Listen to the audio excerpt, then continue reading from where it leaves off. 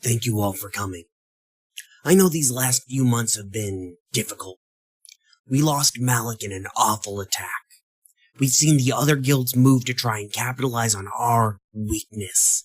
Some of us have been found wanting in the face of that pressure, and now we have this dwarf from Amara peddling some new tech. We don't have the luxury of time needed to bring someone up to replace Malik. I know we all have candidates in mind, but I think the best course of action is for the remaining board members to absorb Malik's projects, at the very least on a temporary basis. I know, however, that most of you are concerned with the man from Amara. We have made many profitable inroads with organizations from Amara, such as Moto Specialized Research, but Mr. Ford does not seem willing to play ball. The other guilds are, at best, ambivalent toward him, but we know better than most what an upstart can do to the status quo. This is why I propose that we fight fire with fire, so to speak, and put our own upstart in charge of our strategy for dealing with him.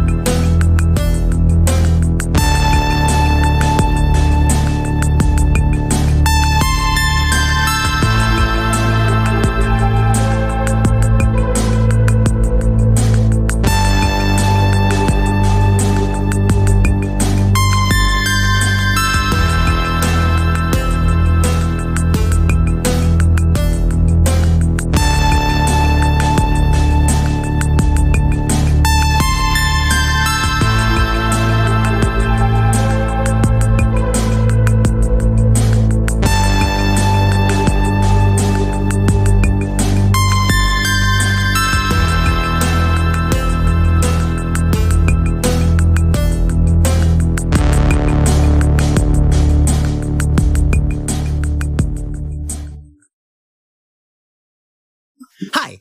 Thank you for tuning in, I guess. People tune into podcasts, downloading, accessing it through the internet. The Room Where It Happened, a live play podcast focused on communal world building and having fun. So today we're going to be playing like a one-shot. We're going to be playing a game called The Kingdom by... Let me go ahead and get to the...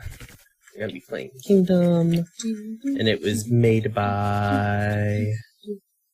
It's not on the... Oh, Ben Robbins. There we go. And it's basically like a GM-less, statless game. And what we're going to do today is, for one, we're not all playing in the same room, which is almost the antithesis of our entire room. It's not the room. It's the virtual room where it happened. The 4 rooms where it happened. The 4 rooms where it happened. Mm-hmm. That's probably where I'm going to name this, or what I'm going to name this now. That's good, yeah. We're going to be trying to suss out. So in the game, we're going to be doing from the last Luume session that you guys heard before the Dread game to when we pick back up. It's going to be 3 months of in-game time, and I kind of wanted to figure out. Well, I know what all of the peoples for the most part are going to be doing in that time, but I don't know what the city does at that time. And so I thought that would be an interesting thing to explore. And so today it's me, and Danielle. Hi. And Shannon. Hi. And Emily. Hello.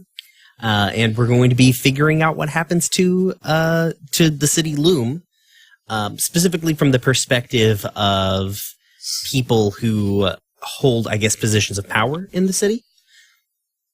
So we're going to be playing the kingdom. Basically, it's a game where you create a kingdom and solve issues within it. So step 1, we have to choose what our kingdom is. I think we've more or less sort of done that. We're going to be in the city of Luume. It is a independent city state with a kind of fraught political structure. And lots of mega corporation style mage guilds that sort of push the real power around, but there are a couple of other entities that really have power, and that's specifically the Keepers and the Parliament. Even though people view the Parliament as being in the back pocket of the guilds, they can't. It has its own sort of power because it can't be gotten rid of explicitly by the guilds. Okay, so do you guys have the do you guys have like the rule book pulled up? Not right now, but I can. Okay. No, I need to, yeah. Probably want to do that. Yeah. So that's step 1.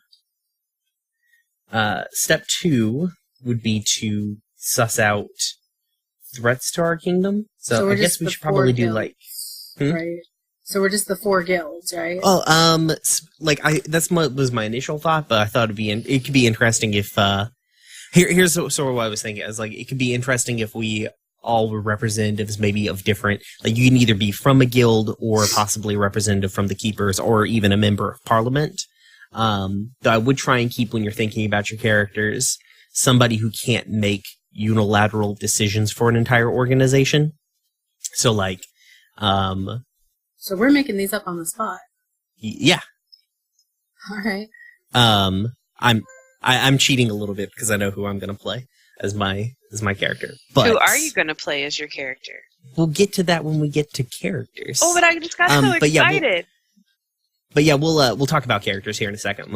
I'm going to go like straight up just through the steps as they're listed out in the PDF here. So, okay.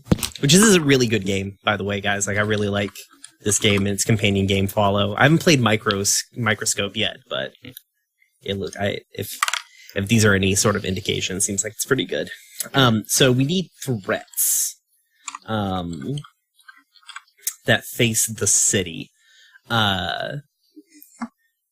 And it can be internal or an external threat. It specifically says to have like a good mixture of threats. So like if you so not all of your threats are external. So like one of your threats is internal.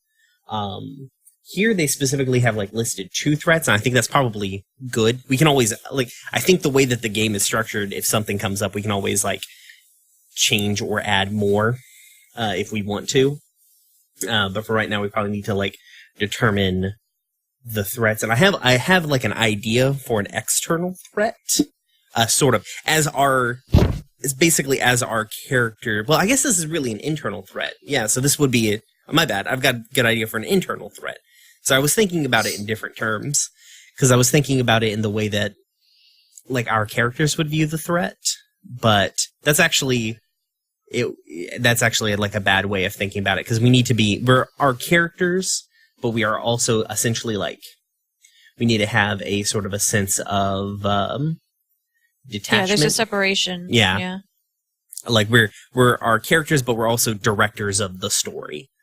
We are simultaneously our characters and the players who are trying to make things interesting for our characters. Yeah. So because like safe, happy lives don't make for interesting stories. it's true. Bad things are much more entertaining. So I was thinking like a good internal threat would be like the shifting opinions of the populace, like against the current power structure, which we, theoretically would all be part of, and we all have like kind of a stake in. So basically, like the populace is like there's a there's a populist movement to like get rid of the guilds or restructure the parliament or something. That's just my vague idea. Feel free to. I am not the GM. I don't make any decisions here. So We're feel just free used to you making the decision. I know, right? But feel free to like, if you think that's dumb, we can do something else. I have no plan for tonight. Or if you've got like some suggestions on how to make maybe better word that, that would be useful. Can you type in the chat the idea you're trying to convey so we can see all this too? Yeah, sure. Like we can look back on it. Yeah. Should have had Joe make us a chat specifically for this. Oh well. Yeah, the rest of the people in this Discord are going to be real confused after tonight. That's fair. Because instead of hitting the plus button and making our own Discord, we're just using the one we're already in with like 20 this is the one of our we usually friends. this is the one we usually game in. So internal.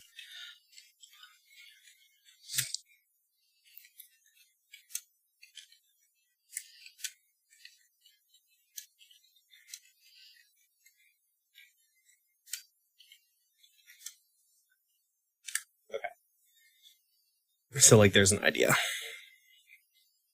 Guys, this is probably ridiculous, but oh wait, there's chat. Hold on, there's chat. Yeah. Okay. Hashtag chat. Yeah. There we go. Okay. Sorry, new to Discord, kind of old. Oh, It's fine. baby's It's first Discord. It's like better Skype is really what it is. Yeah. Much better. I Skype. had to convince my brother to download Discord. He's like, "But why wouldn't I just use Skype?" And I was like, "Because it's better than Skype." Skype is fucking trash. Is Clav your brother? Huh? No, Clav isn't your who? No. I don't know half these people. Let's not. My brother is probably Kunim on here. Yes. Okay. Yeah. Okay, so I like that threat. That is a good threat. Would the fact that the current power structure is also completely rotten and full of terrible people be another threat? Or That could be that could be a solid internal threat. Well, that's not. You know what? I don't dislike that, because I do have plans for who I want to play, but that actually would be very, very interesting. That almost could like turn the threat you just posted into like a compound sentence, basically, like because it's kind of along those lines, like, right? Yeah. So what you're thinking, if I'm vibing on it right, Emily, what you're saying is like the populist feelings towards the current power structure are souring because they suck ass for good reason, because they're all evildoers. Mm-hmm. Yeah. Right. Not all evildoers. Some of them are just some of them are just shitty capitalists. Yeah. So I guess that's basically the same. So question: Mm-hmm. Are these the threats that exist at the start of the game, or are these the threats that we are going to explore as we play the game? I mean, kind of both, but like my question is, do we see the evolution of things being really corrupt and then the populace starting to sour, or has the populace already soured and we're looking at the results of that?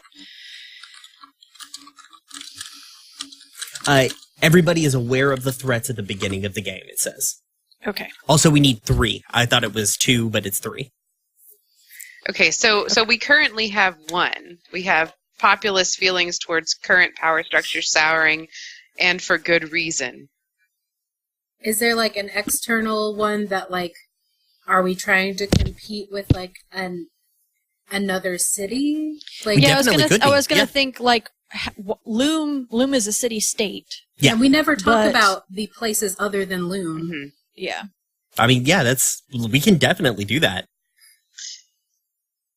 Like, so like, how would another city be because one of the things that I've kind of set up is that the reason that Luume can even exist as an independent city state is because it's not like leaps and bounds technical. It is essentially like as a bad analogy, it is the Wakanda to the rest of the world. Like the rest of the world is like on roughly the same playing field as Luume, but Luume is like at least 2 generations ahead tech-wise.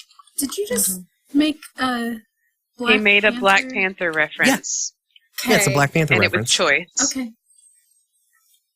Just Wakanda is the best. I'm so excited for that movie. All right. So that movie's gonna be fucking sick. Like, it's gonna be so good. So could we say that there's another city state that is nipping at our heels, perhaps? Well, Yeah. What if instead of that, it's that Luume has never been one to share its technology, and now the other city-states are getting jealous? Ooh, that could be right, pretty like good. we advanced and didn't help anyone else. Ooh. Yeah, and we've just been like jealously guarding our secrets here and selling it to the other cities, and they're like, now wait a minute. And maybe some of the guilds have uncovered spies, corporate espionage. Ooh, I like that. Yeah. Okay. So I'm gonna go ahead and type this out. So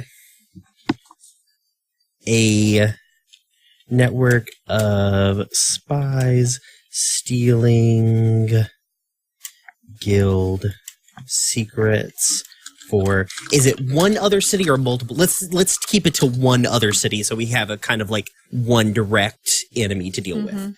That other city over there that we don't like, Yar. We need to give it a name. Yeah, we do need to give it a name. To the generators. Luume is definitely an elven word that I generated off of a generator, so. Okay, so it should be not an elven word. It's true. That's probably. What's the opposite of elves? Dwarves. Orcs. Orcs are actually the opposite of elves. So what's an orc word? Gundabad. Raw. No, that's directly from, it's directly from LOTR. How about Amar? It's a spaceship. I don't dislike that. Yeah, Amar sounds good. Yeah, Amar. That's pretty good city name. It is spelled like debt. Okay, that works for me. I have another one for you. Okay. So the animal people on the outskirts of town have been facing like weird climatic events, which we established in canon before. Yeah, something weird's happening out there. And clearly no one's doing anything about it, and probably they're pretty pissed. And that probably plays into the first internal threat, but maybe they can be like leading the charge on that. That could be, yeah. So could that possibly be an upshot of the tech that's going on in the city of Luume? Like our toxic waste is. Oh. Yeah, we can. Let's not get too. We'll get into details a little bit later, like of why basically we know, like we as characters who have been playing in the world know, like there's a lot of reasons why it's bad. But those are essentially like we can save all of that as like fodders for scenes later. We don't have to define any of that right now. Okay. I like the animal peoples thing. I do feel like we could probably roll that into the first threat, and that can just be like, that can be fodder that can be more scene fodder. But I like that. Let's see. We've got an internal threat and an external threat. We need one more of either.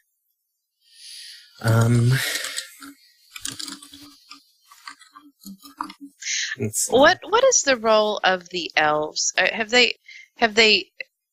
they still kind of outside of society in Luume? And how dependent guilds, are right? we on them? So, used to vary. Because the very first guild who started the technological revolution was Elder Tower, which was started by a pair of siblings who were elves, one of whom you've already met. They later broke off, like the one that you've already met broke off and created the Dust to Dust Guild because they had disagreement with their sibling. Okay. But the second guild that started up was Glittering Oath, which is primarily controlled by its CEO is like a human person. So the elves are not I would be hesitant to say the elves are no longer vital to the situation because there's lots of elves floating around all kinds of different. They've got their fingers in things.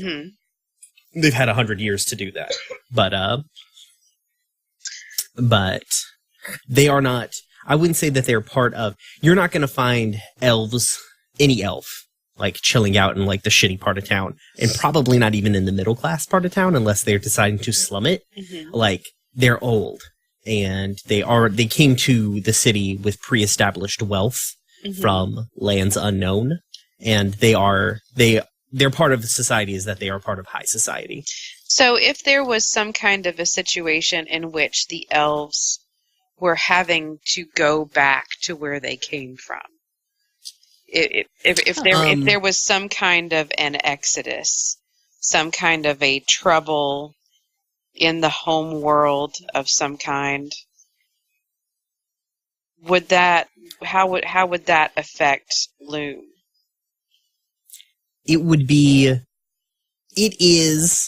I would say right now that a similar-ish situation is currently affecting Luume, just nobody realizes it. Okay. From scary DM perspective. Oh, great. Thanks.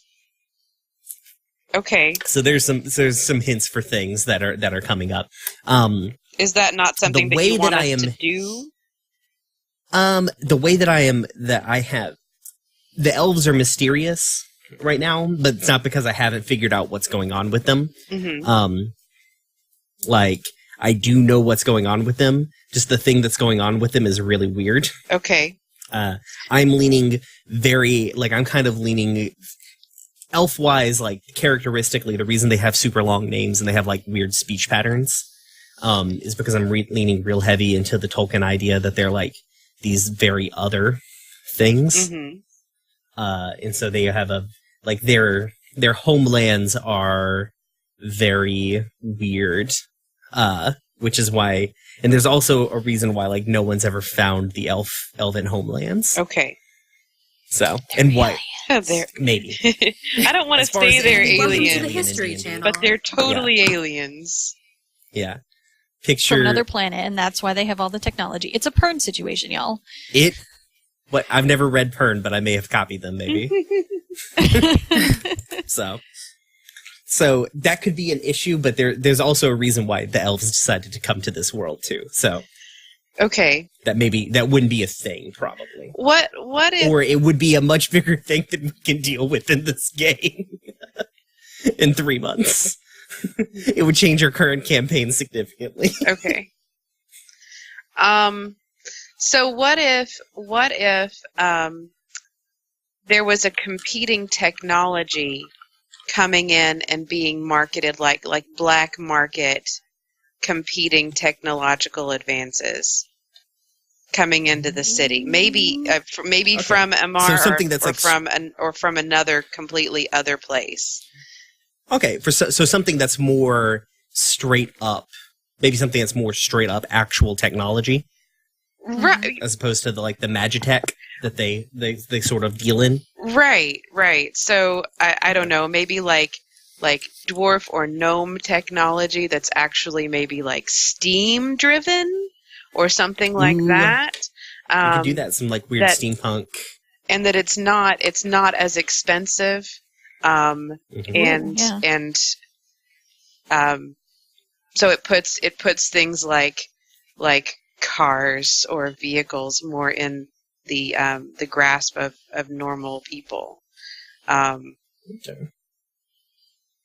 Okay, so basically we have like we've got some like dwarven ass Henry Ford ass motherfucker over somewhere cranking things out. Right. But he's doing it, but it's definitely like on the black market. Like the guilds don't quite know how to shut it down though. And like the public move towards these things over the magic tech is, well, the guilds are cracking down on it, and it's just fueling the populace feelings of negativity towards the guilds. Okay. Yeah, we can probably go with that. I wouldn't say we can later connect the issues, but if solving the problem with the like, I want it to be clear that like solving the problem with the influx technology does not solve the people problem and the people problem and vice versa. Right. So. Right. Okay. So, a massive influx of bootleg steampunk style tech flowing into the city. Oh goodness. Adding steampunk to our runepunk, y'all. Yeah. Let's get some more genres up in there. Sure. Let's get cyberpunk next. This motherfucker. We already kind of do that. All the punks. You guys deal with an AI already? But it's magic tech. Kind of. Okay. So right now, how it sits is we have an internal threat of the populace feelings towards the current power structure are souring, and for good reason. A network of spies are stealing guild secrets for another city, Amar, and a massive influx of bootleg steampunk-style tech comes to the city. Yes. Yeah. Okay, cool. I'm going to go ahead and... Oh, why is this so tangled? What are you doing fiber arts? Maybe. Okay. Actually, I think I'm going to as well. I will be right back. Everybody share what you're doing while we're gaming. I'm coloring. Look, Christmas still hasn't happened, and I have so many things to make. I'll be right back. Mercy. Oh, Jesus, I've got it. Is that next I'm week? making a belt. Is the hegemony it is. party next week? Yes, it is. Oh, Jesus, fuck. Oh, goddamn. Sorry, I messed up my Photoshop thing. No. How's this keyboards? There we go. Okay. Brian, do you need help? No, I'm okay. Okay.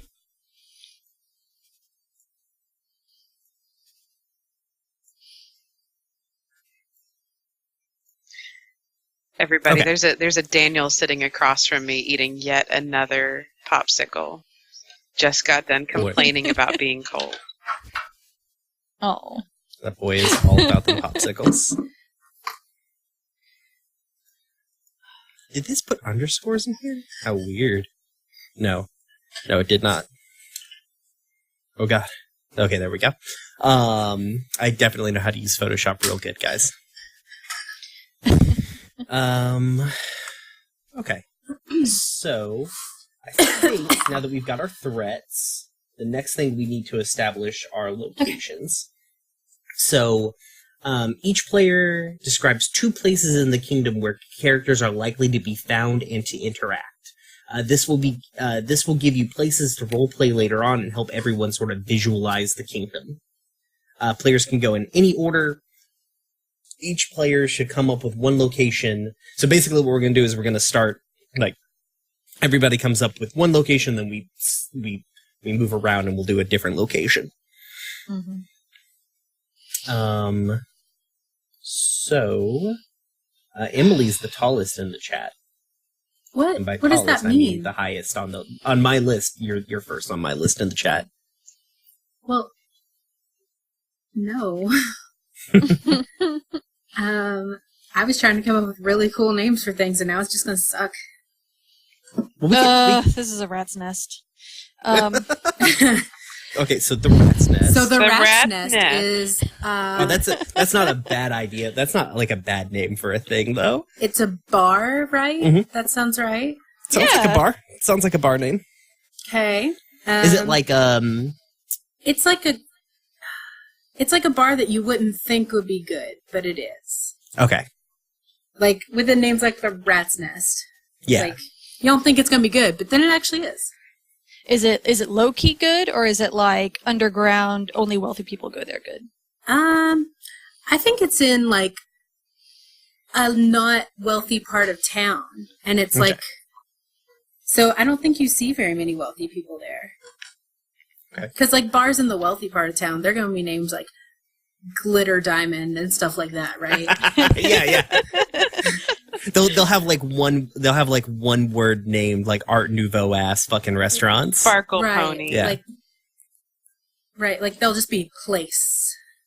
Okay. Like let's go to place. And then the other one, I want it to be we'll park. we'll come around. We're all gonna do one, then come around. Well, damn! Don't steal my idea. I thought we were doing 2 immediately. No, we're gonna come around. So the Rat's Nest, a pretty sweet ass dive bar. Is it like nice because it's got real good ass food, or is it just like overall just a really like surprisingly nice bar? Yeah, like I think the food is better than bar food. Like Mhm. it's like good, like kind of like the Green Dragon, like in town. Like you know how they actually cook really fucking good food. Yeah. Like that place with the sweet sausages. Okay, cool. So the Rat's Nest, a pretty sweet ass dive bar. All right. So I'm next. So I guess we'll contrast that. We'll have somewhere like uptown to meet. So. Oh no, it is a rat's. Oh. It's so bad. Oh. Oh, what the hell?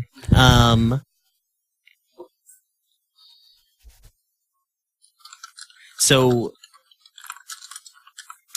I'm trying to think of like what is a name for a thing? I gotta come up. Names are hard, guys. Yeah, the generators aren't that great at doing names. Like, we're probably not going to have a place called the Luminous Moon of Kitesh. This is definitely the kind of place where, like, this is the kind of city where we definitely would have a name like that for some place. Fine. Whatever.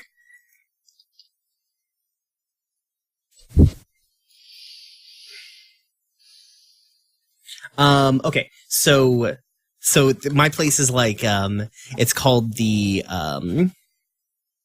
it's the Rackham Industrial Complex. It is a new sort of like industrial park that is a joint venture between the 4 guilds, for basically like, they're pushing it as like synergization amongst them to have better ideas or, something like that. But realistically, it was just, it's just like a place where they can like, basically they wanted a place where they could do a lot of like weird experiments and not have to worry about getting like weird ecological permits or anything like that. So, and so like all 4 guilds basically have little offices there, and there's like a lot of construction going on because it's new, and it's in like the middle class-ish area of the city.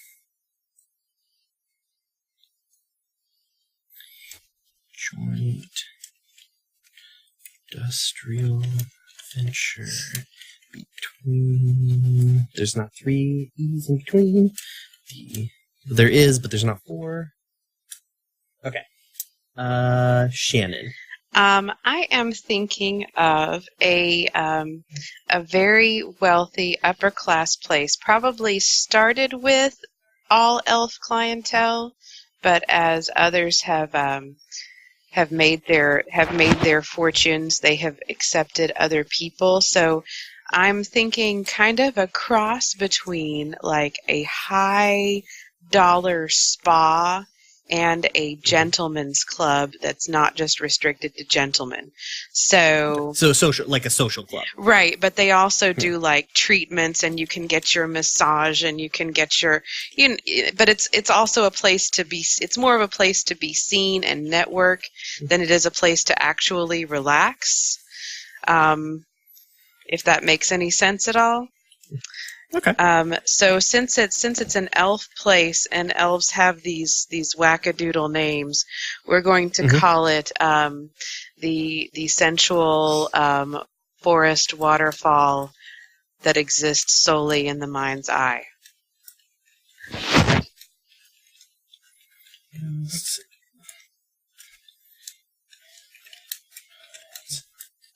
Okay.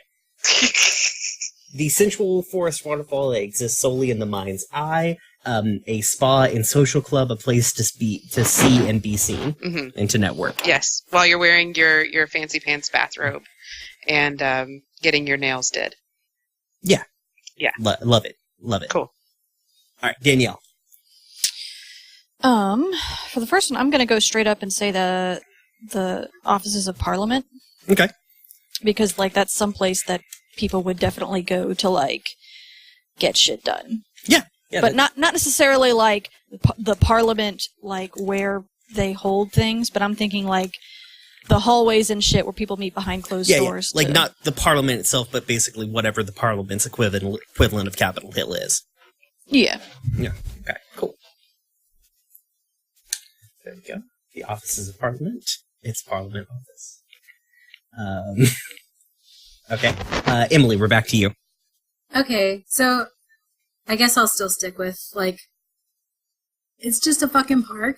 Like, but it's like, it's like in the nice part of town, so only the nice people bring their nice, rich children there.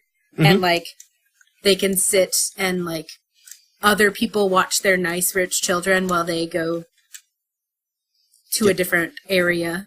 Like, get fucking rich people snow cones and hot dogs and such. I don't know.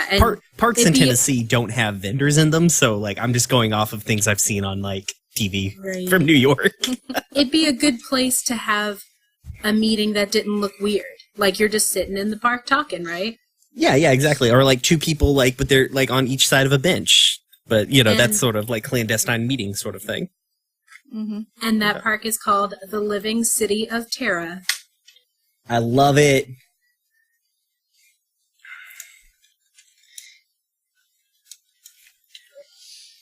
The Living City of Terra. It's just a fucking park. A rich people park. Okay, it's back to me. I know I was like, oh wait, Danielle gave me inspiration. I can just use places I've already created because we've already done some legwork on this. We're gonna one of our locations will be When You Wish Upon a Star, which is the Dream Den that you guys had your trippy experience in. And actually, our listeners haven't heard that. Yeah, they haven't experienced When You Wish Upon a Star. Yeah, that was before we started. They had everybody had basically a weird drug trip. When You Wish Upon a Star is it's a dream den run by a collection of fairies in one nymph who have been in this city much longer than everybody else. Like, this is the Nymph's Grove, and they just built a building around it so no one would take it away from them. And what essentially functions like a dream den, like a Total Recall style dream den, where people can come in, they kind of experience these like psychic manifestations of things that they want. But also what we can use it in is like, cool, you can have a clandestine meeting in the park, right? But nothing's more secure than like having a meeting in your own minds. And so like if you need some real shady shit done, or you need to, maybe it's easier to, like, if you pay off Fuku, who is the nymph who runs the thing, like, you can maybe, like, get into somebody else's dream and be like, we need to talk. Like, that sort of thing. Because she doesn't much care, or they don't much care for people. So. So they hate the people who run this city, but they can't, Fuku's entire plan is like, I'm immortal, I'll just wait till they're all dead. And the forest will take this city back eventually. Because they don't want to move someplace else. Okay. Shannon, you're back up. I'm envisioning a think tank. So, a place where, a place that's maybe not actually a guild place, but that that researches and gets started on Magitech, and then maybe sells the building blocks to a guild. So they're kind of contractors, kind of coming up with their own research also. Okay. If that does that work in the world?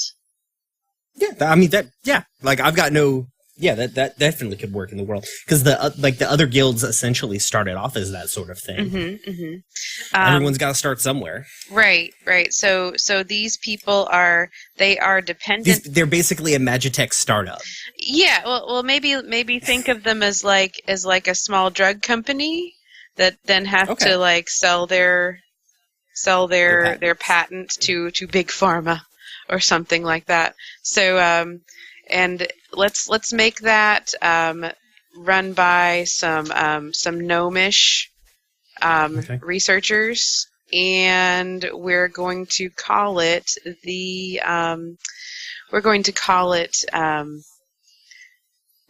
Daniel's sitting across from me, and he just goes, "Death." We're going to call it Death. Daniel's my Real subtle message. Daniel's my Everybody 9-year-old inside. son. So Everybody inside this think tank has like fucking asymmetric hair and wears fingerless gloves. right. Are you making fun of Cora's partner?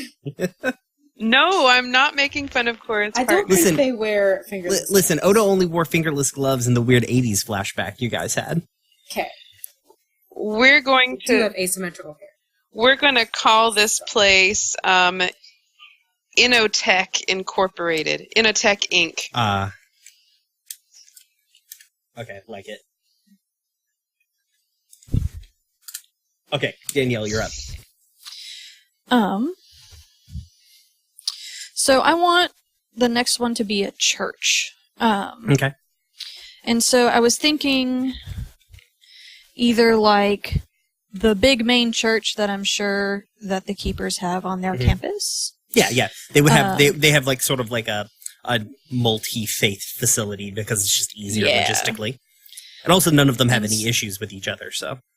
Right. And so that's kind of what I was thinking of.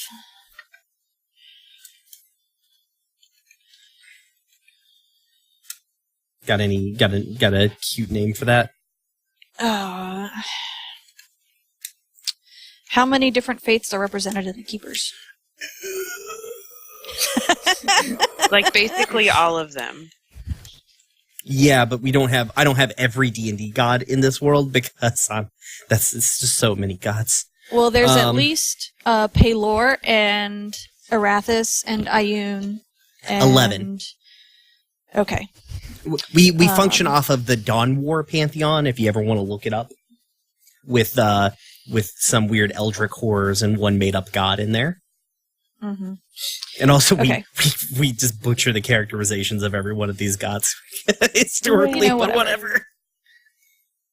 Whatever. So then we could call it something like hold on.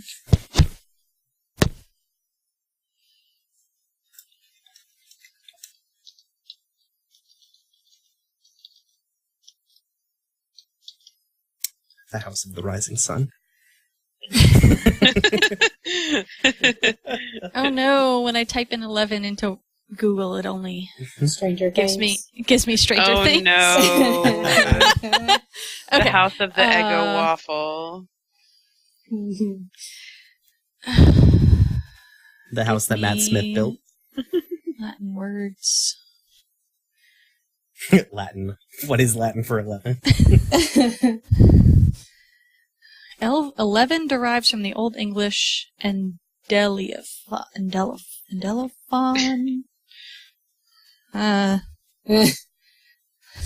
Wait, what is it? I don't know how to pronounce it, but it looks like it is spelled like Endeleophon. The Endeleophon is a pretty imposing name. That's for pretty a thing. cool. Yeah. Go for it. Yeah, let's go with that. I'm gonna spell it phonically. Okay. It doesn't matter. It's a fantasy world anyway. Welcome to our made-up world where we're correct. Where we have the correct Latin Okay. pronunciations because we're nerds. Yeah. All right, so we're going to go back over this. So, the Rat's Nest, a pretty sweet-ass dive bar in the poor part of town. The Rackham Industrial Complex, a joint industrial venture run by the guilds.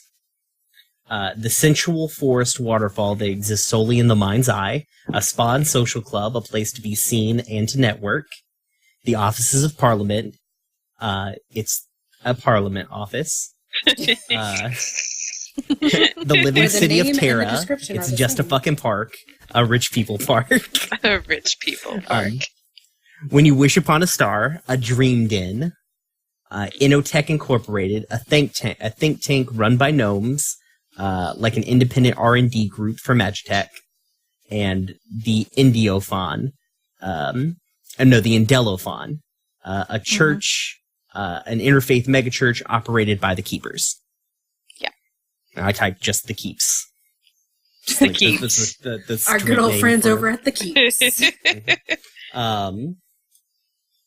Okay. Cool. All right, so...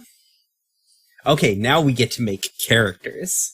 Okay, so your character, is... so your character will be made up of, 6 parts. Your character will have I'll get into these in a second. Your character will have a role, character concept, locations, a wish or fear, an issue, and a bond. What does it mean by location? Let me double check something real quick. I think Did we just do this wrong? Oh, no. It's the same locations. yeah. Okay. Your character just comes from one of the, your character hangs out in one of the locations that we created. I wish that they would have maybe mentioned that in the location section, but, oh well, It's almost we've like got our we could have location. read ahead. I know, right? God. It's like books don't books can be viewed in a non-linear fashion. Okay. So the roles. There are 3 roles in the kingdom. One is power. You have authority over the kingdom. You decide what the kingdom does and does not do. Perspective characters. You understand the kingdom, both its merits and flaws. You can foresee consequences and of the decisions the kingdom makes. And the touchstone. You reflect the desires of the people of the kingdom. Your attitude shows us what the populace wants and how they are reacting to what is happening. So basically, the power people make decisions on what the kingdom's going to do about a problem. The perspective people they give essentially orders. So if this was like a military thing, it's like, we will attack, we are going to lay siege to that town. And then the perspective person would make a prediction about what happens.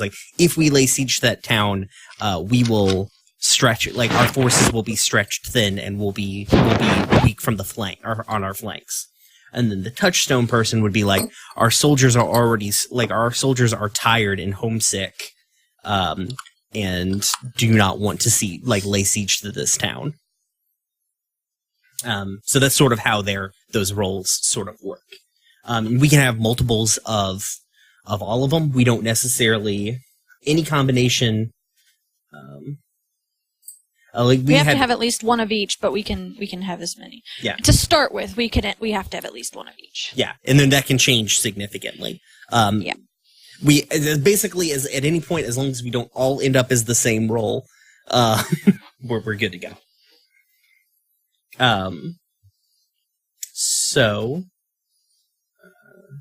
So step 2 would be, who are you? Who? Thank you, Shannon. I got it. Yay. I'm pretty sure Danielle and I also got it. Just really, Just didn't want to encourage me.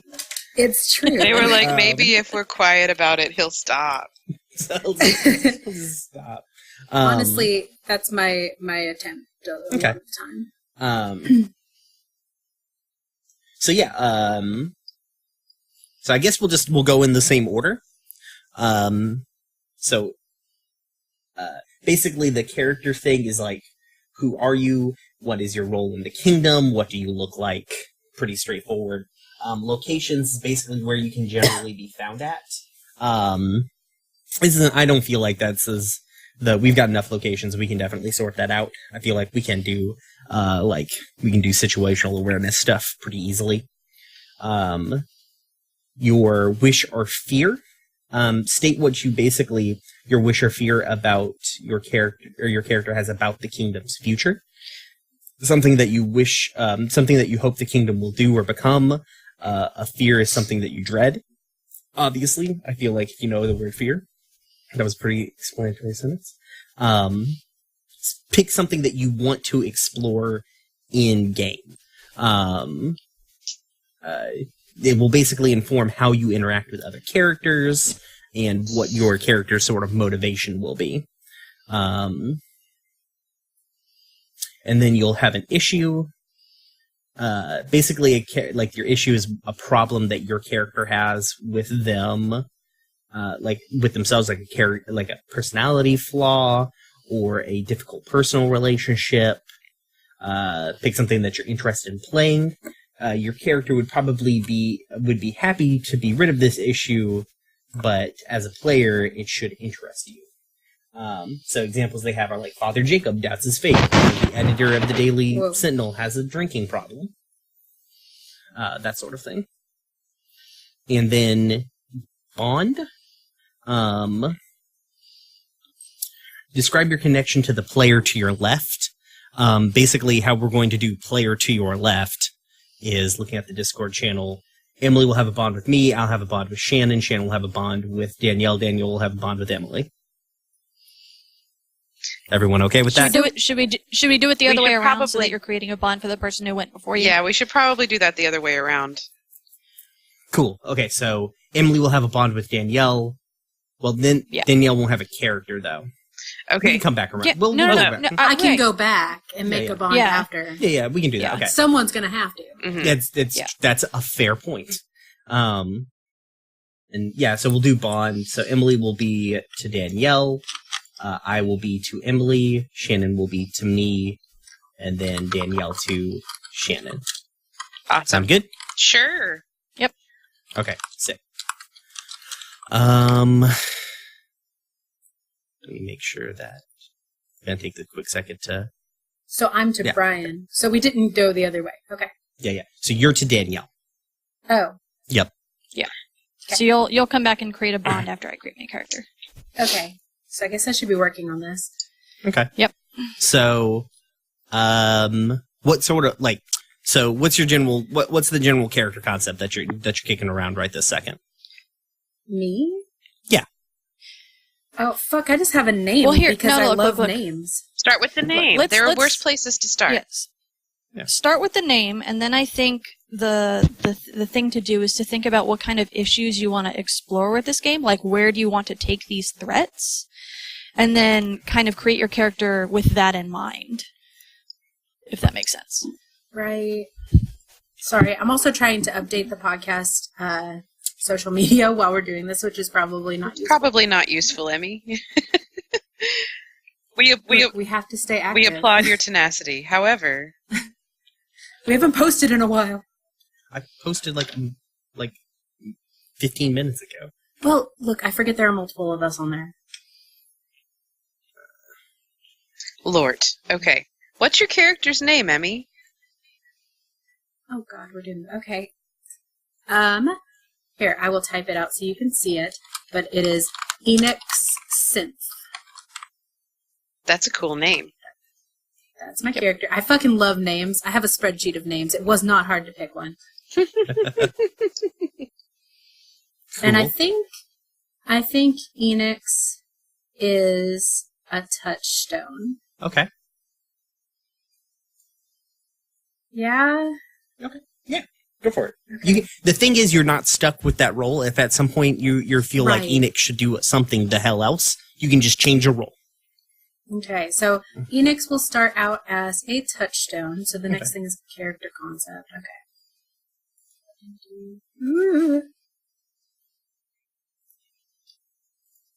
I will hang out at When You Wish Upon a Star. Can people who are, so if I wanted to not necessarily be like just a one-timer, like that's like my They place, definitely right? have regulars. That is like Okay. repeat business is their whole fucking deal. Sure, so that'll be my place. The Dream Den is my place because I like that place and I want to explore it more. Okay. I need to figure out who I am, what I actually do. Where are things? Oh, we only typed out one of our threats. Okay. I have all 3 threats. Well, we typed out all 3 threats. They just weren't all next to each other. I can repost them if you like. Oh, sorry. All of your stuff ran together on my screen. Oh, okay. So I see it now.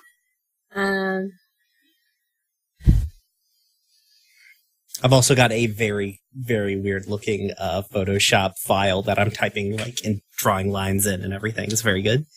We all probably need to pick a different guild, right? Not You don't, necessarily. here's the thing. Don't feel like you necessarily need to be shoehorned into a guild. That was a thing I was thinking about, but I feel like it's more like the threats that we have are more interesting if we come at it from multiple angles now. Okay, then I won't tie Enix to any specific guild at the very moment. Mm-hmm. Is that okay? Yeah. Okay. I mean, if you want to, you can be part of like some kind of independent organization, or hell, you can even be part of that like that weird R&D group that we came up with. R&D. Yeah, the Innotech. Tech. people. Oh, I see. Like the think tank. Gotcha. If you wanted to have a Um, connection to the guilds without being part of the guilds. I think that Enix definitely plays some role in specifically the third threat about the bootleg steampunk style tech. Like, they work with... Okay, so the other thing is, a rule for your character, before we kind of get into this, you have to want the kingdom to succeed. Right. No, I'm not working against the kingdom. I think that Enix is like doing the tech that's the opposite of like the bootleg stuff that's coming in. Okay. The stuff they produce is the legit stuff, and they're really upset about specifically the third threat. Obviously, all 3 of the threats are problems, but the third one is my focus, I think. Okay. So you produce tech, and you're getting real pissed off about all these like garbage knockoffs that are flowing into the city. Yeah, fuck those guys. Okay, and Enix definitely sounds like the name of at least a half-elf. Okay. And they're neutral, and they're young. They're like half-elves age the same, right? Yeah, they age the same as humans. Okay, so they're young, like maybe even my age, like in their mid-20s, but they just like fucking excelled at what they did, and Okay. like what's the word, savant kind of deal? Yeah. Mm-hmm.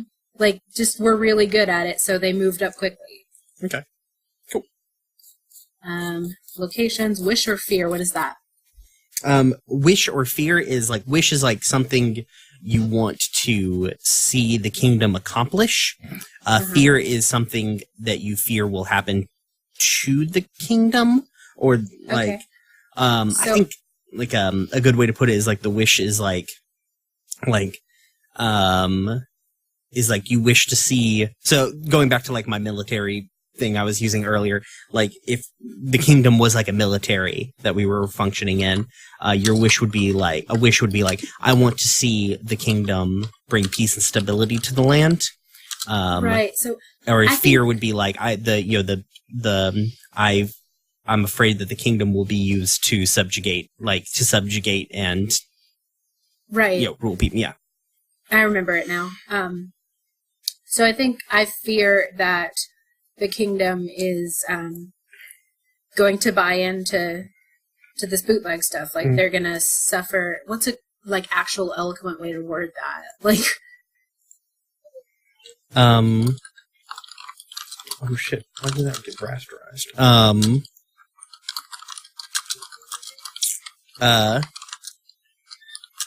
Well, okay.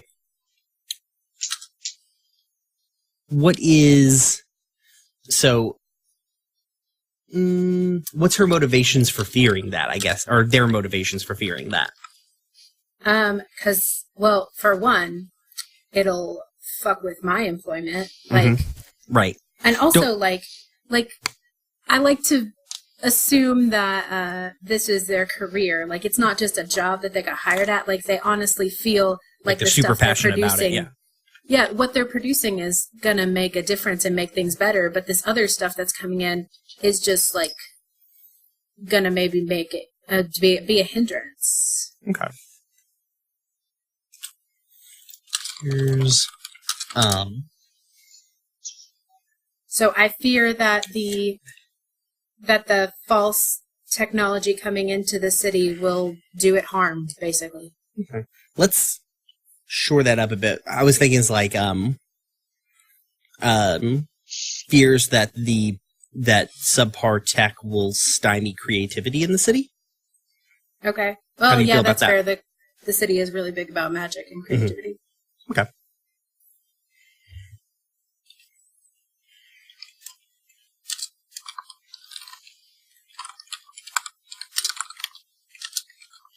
Okay. Sorry, I'm typing my character up to post into the chat. Is there anything else that I am need also to... doing that same thing.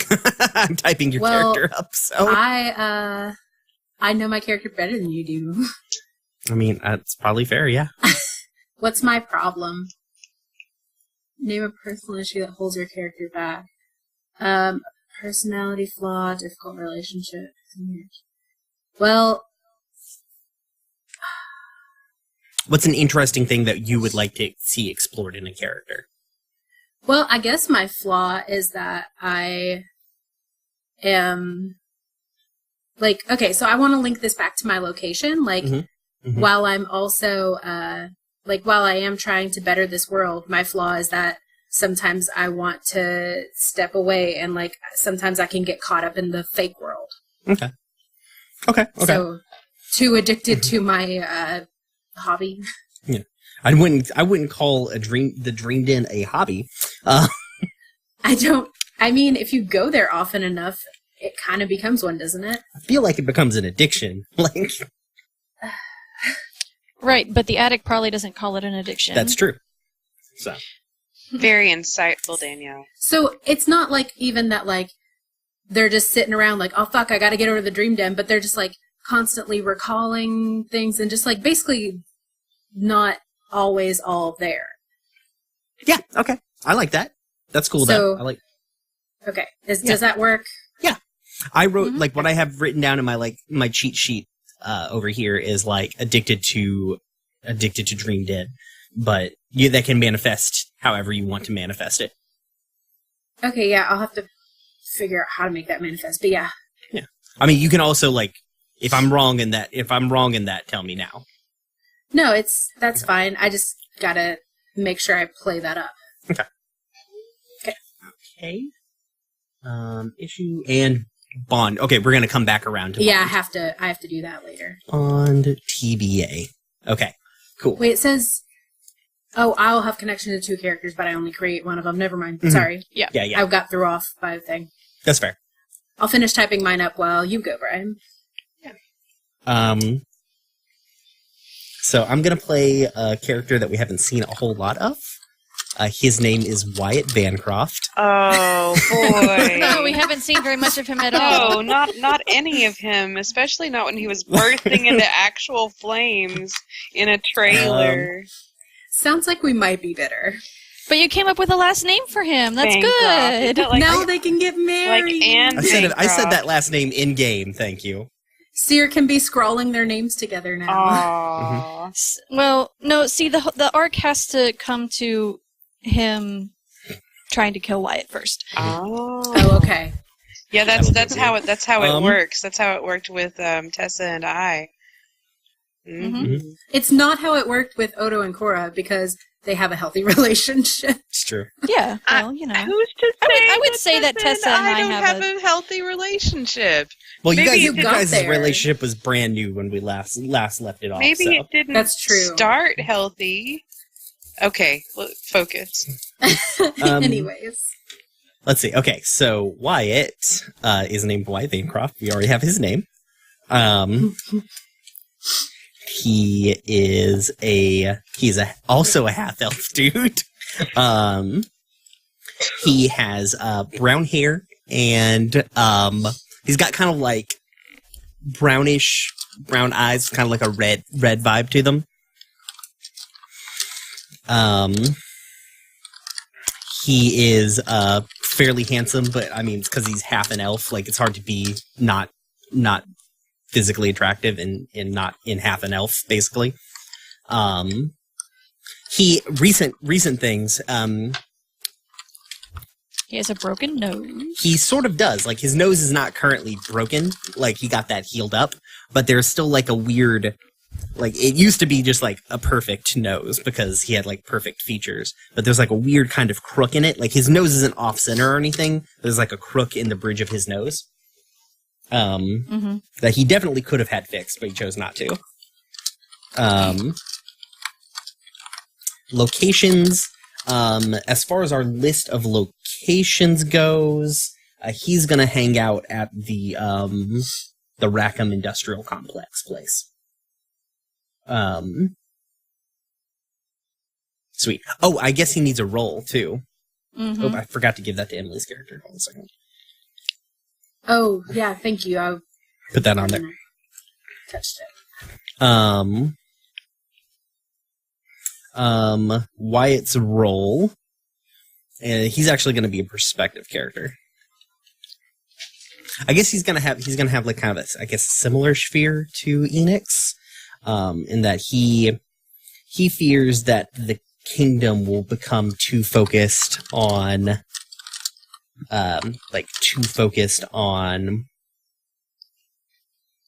profit and lose sight of what makes it great.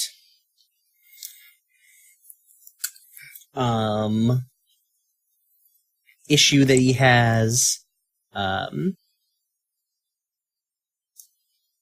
he can. An issue that he has is a tendency to put whatever his current project is well above anything else. So it's more like whatever he's working on. I don't know. I don't feel like that's good. I don't feel like that's a good issue. It's maybe like a good issue if I was like being Wyatt in something the hell else, but I doubt his personal. That's like saying in an interview that your worst quality is that you overwork. Yeah, exactly. Exactly. I had someone in an interview say that this week, and actually, they were really freaking good. But so just to prove that you can say that and still be considered. Yeah. They didn't get it though. Sorry if you're listening. We really wanted to hire you. What am I? What's it? I guess he could be. He's not necessarily super quick to anger. No, he kept his cool surprisingly well. Yeah. For a guy who's like way about fire. He's definitely like. You think overconfidence is like he's definitely overconfident. Like. He believes fully that he can. He believes fully that he can control whatever situation that he's in, whether or not he can. Or do you think overconfidence is? Do you think that's an okay flaw? Yeah, okay. I think that's a pretty good flaw. Okay.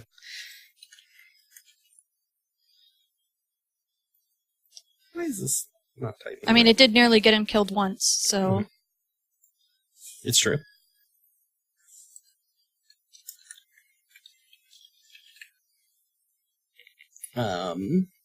Okay, and then I have a bond to Emily's character.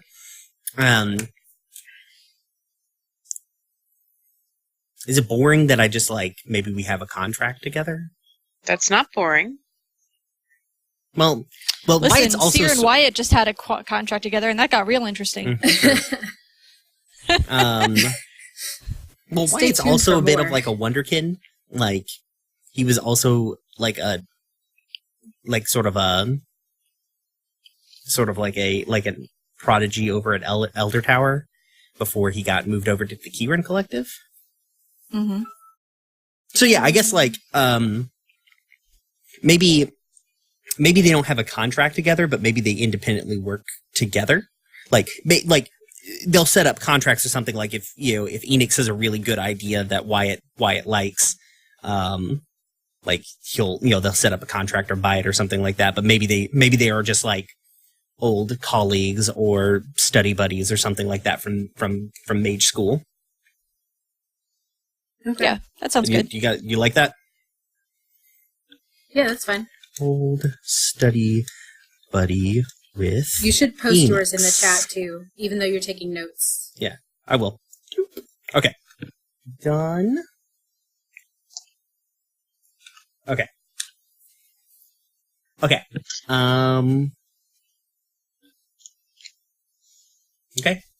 Shannon, you're up. Okay. Is it all right with you if I make an elf? Go for it. Yeah, as long as they're not the head of a guild, basically. Okay. Well, so I don't have to. The only other guild that is controlled solely by an elf, I already have. I have that character. Okay. One of us I has can tell to you be that the character's power. name if you want. Huh? One of us has to be a power. Does that mean that that person has to be the head of a guild, or can they have No. power? It means they have to be in a position where they make decisions. Yeah, but that doesn't mean that they have to be in a guild. They're What was numbered. Wyatt? Perspective. Wyatt? Oh, I would have assumed power. Okay, sorry. Okay. Assuming So things about my Perspective is the cinnamon real roll. power in this game. Yeah, it's true. if this person was an elf who did have some decision-making abilities in a guild, not the head of a guild, but decently up there. What guild, Brian, do you think that they should be? And Well, you could just be like a high-ranking member of one of the guilds. Isn't Elder Tower the oldest one? Elder Tower is the Yeah. oldest one and So would make the most sense. They would have the most power, technically, right? But you could just be like you could be like a vice president in Elder Tower. Like there are lots of places where like you could have power to throw around. okay. Yeah. So I'm typing their name in right now. Mhm. Love is eternal like the sky, filled with stars as the planets swirl above. And what would you like us to call you for short? I would Love. prefer for you to call me Love is eternal like the sky, filled with stars as the planets swirl above. Ah! All right, so you're gonna be called Love. You got this. Now you know. Now you know my like. Oh Jesus, doesn't even fit in my little cheat sheet. So I want this person to be power, if that's okay. Yeah. And what I would like for them to be is a security officer, the chief security officer Okay, I like for that. Yeah. for Elder Tower. Joe's gonna kill us. No, he won't. He doesn't give a fuck. Okay. So this person is extremely wealthy, extremely elegant. They are non-binary, as all the elves are. Mm-hmm. That makes sense, yeah. Hey, we've officially said it Yeah. in the podcast. Yes, we have said it. We did it. All of you yeah, yeah. listeners out there, all elves are non-binary and go by they, them pronouns and have ridiculously long names. Yep. We did it. Yay! Adjust your fan fiction accordingly. Indeed. Yes, please.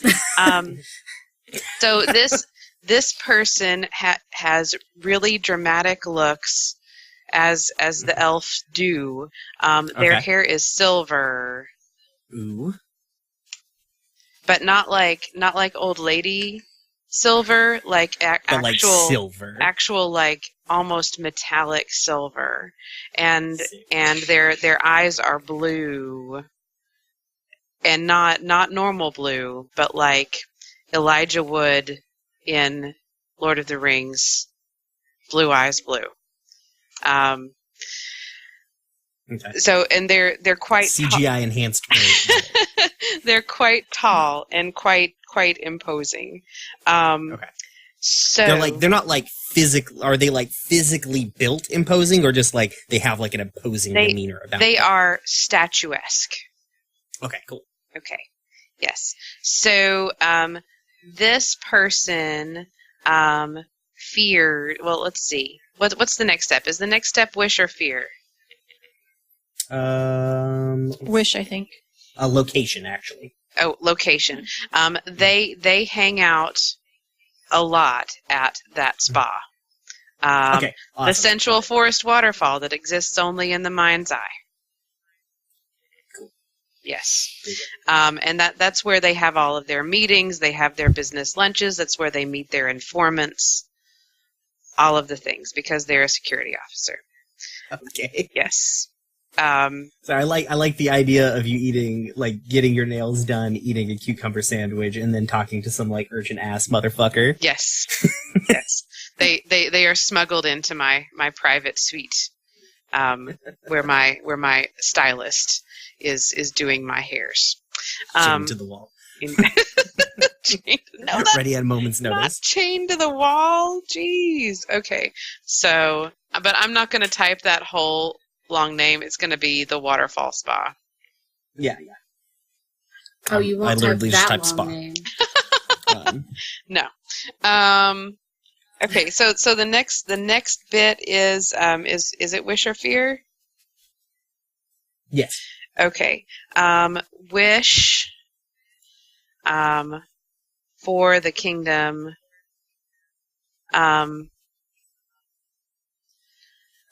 Wish for the kingdom is that the kingdom. How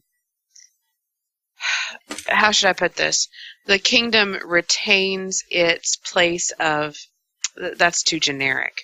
Because we all want the kingdom to retain its place of prominence. Right. Well, but what I'm trying to say is specifically that the kingdom protects its proprietary secrets, the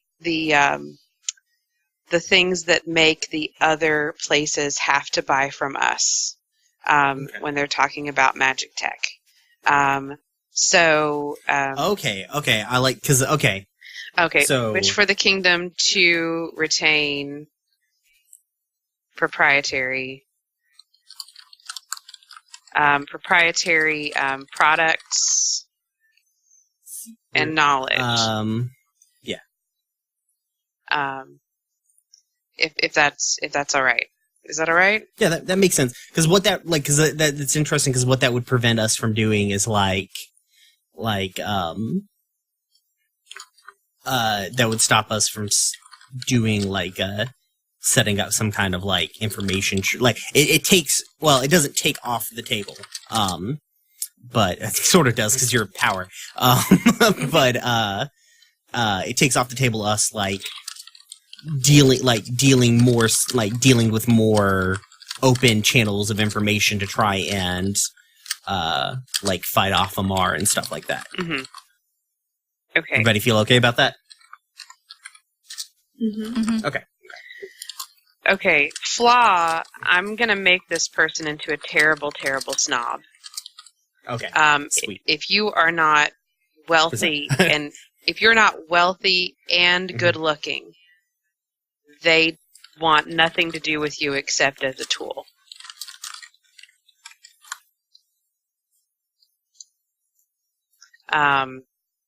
Yeah.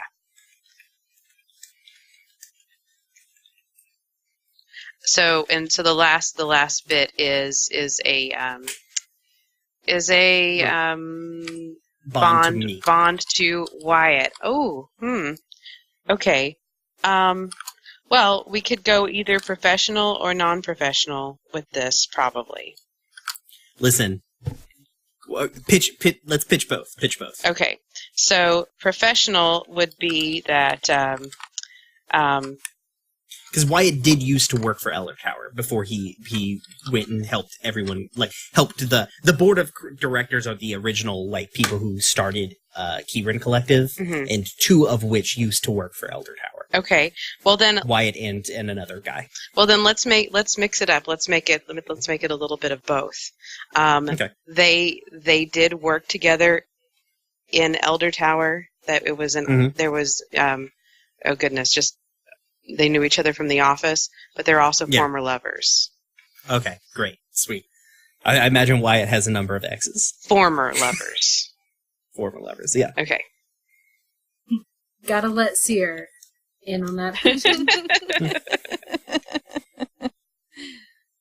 Okay, that's them done. This is happening current time, right? Yeah. Yeah. So basically, we're gonna... My time frame for this is 12 weeks from our last proper game session. So it happens in the 12 weeks between our last proper game session and when we'll pick back up. Okay, but when we pick back up, we're basically picking up right where this ends. Maybe we'll see what I don't know for sure because we don't know what's about to happen. Right. So, we may still be. Who knows? Like this could all fail, and we'll deal with that. Okay. You all can see all the information for Love is Eternal, like the sky filled with stars as the planets swirl above. Yes. Okay. Yes. Cool. Okay. And Danielle. Okay. So my character is going to be named Mildred Vasquez. Yes. I don't know why, but I really like that name. That is a lovely name. It's from the census data via Seventh Sanctum, which is my name generator of choice. Yes. But also I like it because Mildred in real life. So Mildred Vasquez, and she is a member of Parliament. Okay. Like one of the older members of Parliament. Mm-hmm. What would you call, like someone who's been in the Senate forever? Okay. What would you call them? Emeritus? Like a senior? No, emeritus is... No, yeah, emeritus means right. they don't really do it anymore. We'll just say Veteran? senior member. Yeah, of senior of member of senior member of Parliament definitely gets the point across. Yeah. And she's definitely receiving a lot of money from Elder Tower. Okay. And has received a lot of money from Elder Tower. Because I don't think there are really quid pro quo laws here in Luume. I mean, it definitely doesn't sound like it. Listen, there are quid pro quo laws in real life. Yeah. So,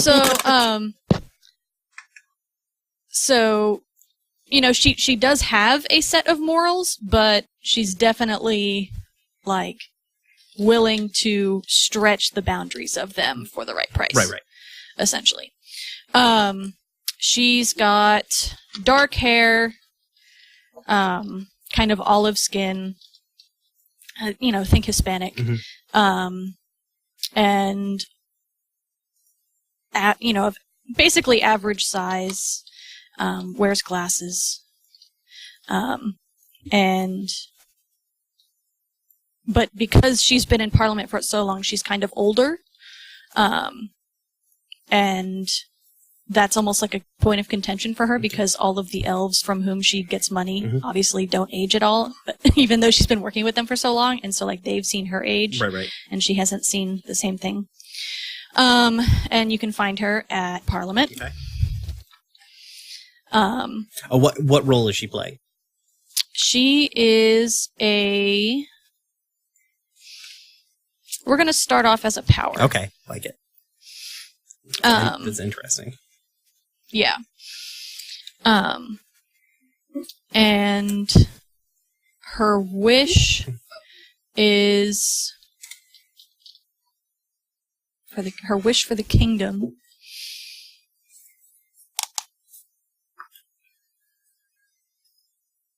I'm not sure.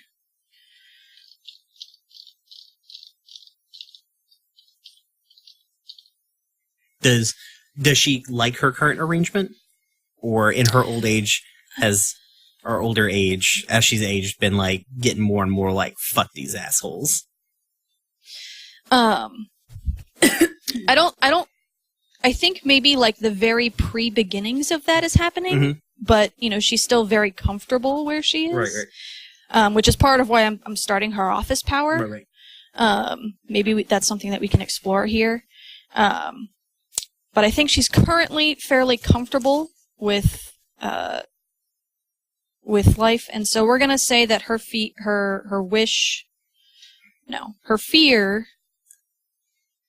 I don't know. Sure.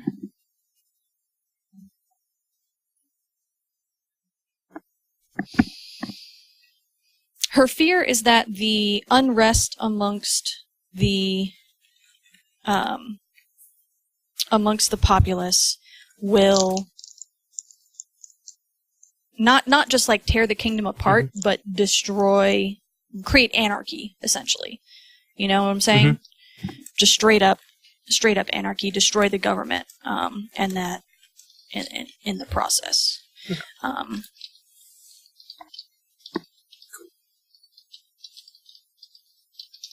Okay. In a violent way. Okay. Let's put a little bit more of a point in on that. Okay.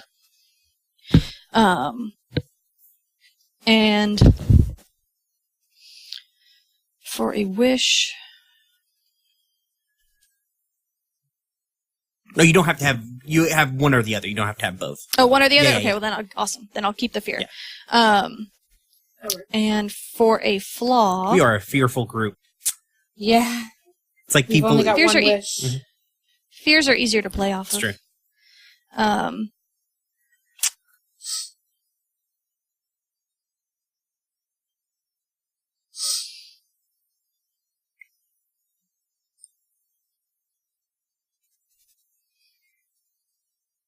I'm going to say that Mildred has just found out about some like insidious genetic disease that she has Ooh. that like magic hasn't found a way to get rid of, at least not yet. And so Because like it's a flaw 'cause- because it's leverage against her. because complete Essentially. restoration doesn't get rid of cancer, basically. Right. Okay, so we're gonna say that recently. Well, okay. I don't dislike that aspect, but Mhm. no, okay, yeah, it's issue. It's not okay. Yeah, never mind. Yeah, go for it. Yeah. I was interpreting the rule differently than how the book actually says it should be. So.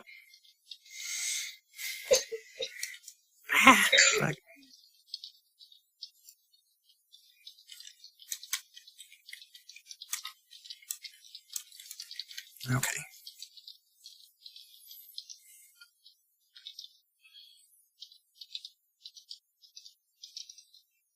Okay. And then I have to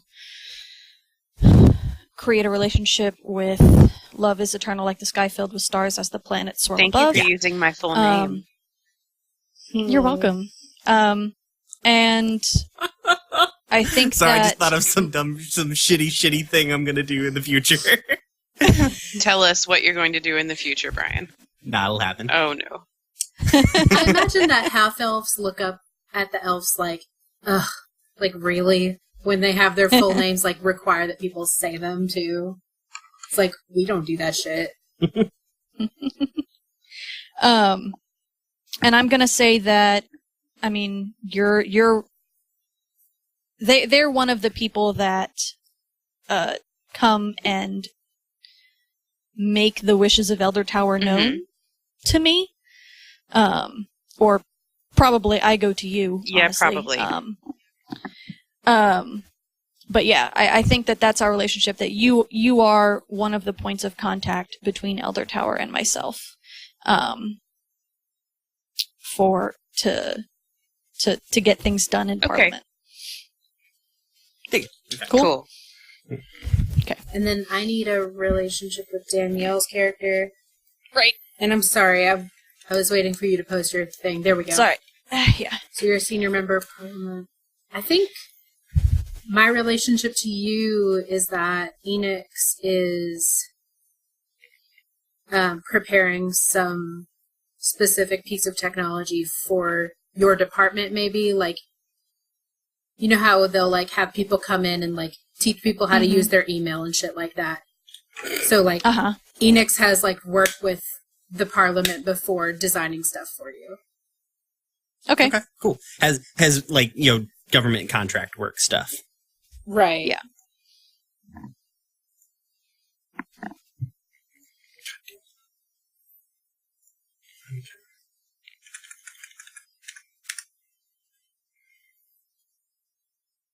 So maybe Mildred, just to like make it connect better, maybe Mildred's on some sort of like parliamentary panel that focuses on that. Like a committee. Like a committee. That's what I was trying to think of.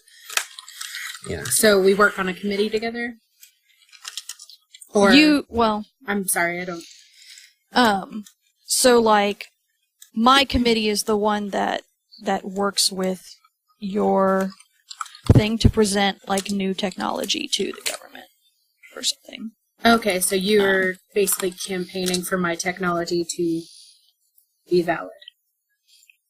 Yeah. Is that a better understanding? I'm sorry, I'm not understanding well. So like,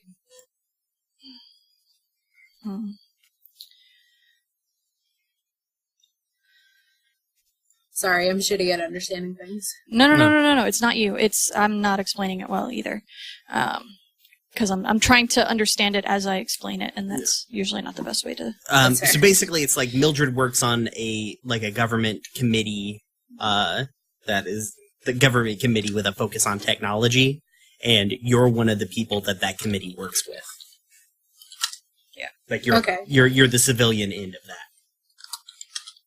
Yeah. So, okay. So like a oh shit, what do they call them? Government contract? No.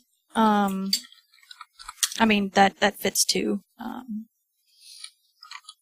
I can't think of it. What the word is? Keep going. I've got to wrangle my cat.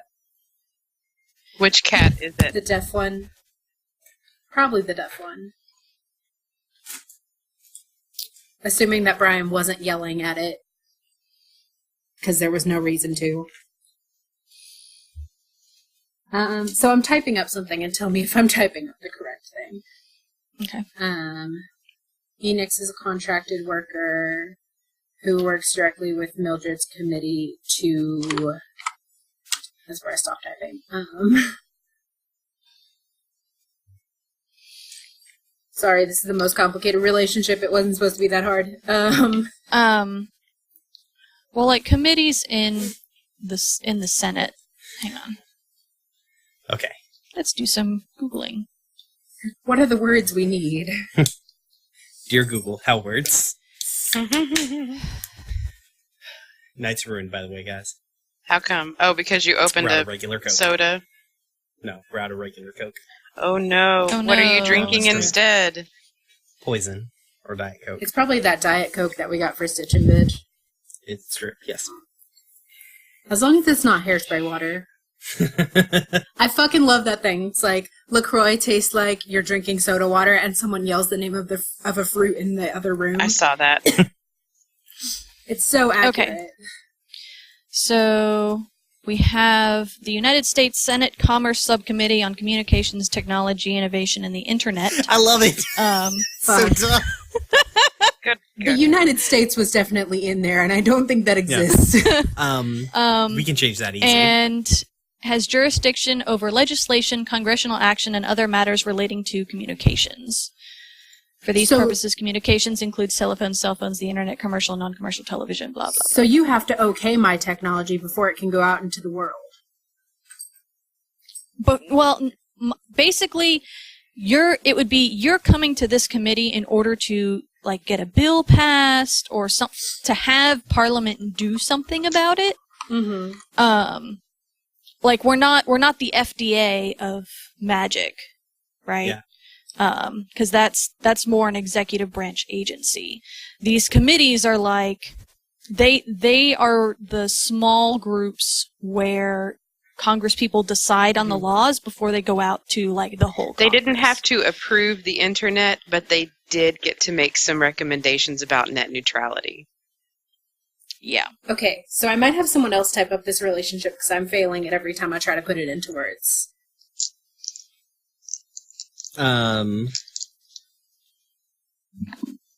You work with the committee that Mildred is part of. We don't actually have to worry about what the committee actually does because we're not going to get into like I will crash this podcast into a tree if we become basically Model UN. But like, so you work with Mildred on a government, like you work with the government committee that Mildred is a part of. Yeah. Boom. Yeah. As like an advisor. Done. Yeah. So. Cool. All right. Oh shit, we've got things. Now what's the next step? What are we even doing here? All in our separate rooms.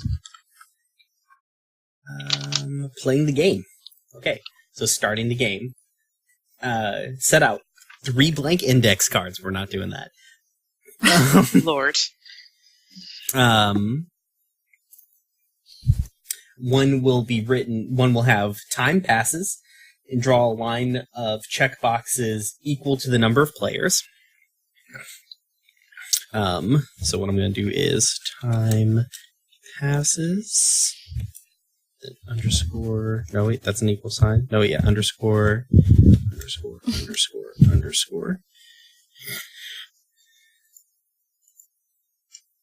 Those. Okay, so time passes. Oh hell, I moved the wrong layer. So time passes. Then we'll have a crisis. With we don't have a touch. No, we do have a touch. Yeah, we have. Yeah, we have. never mind. Yeah, good. Yes, crisis. Underscore.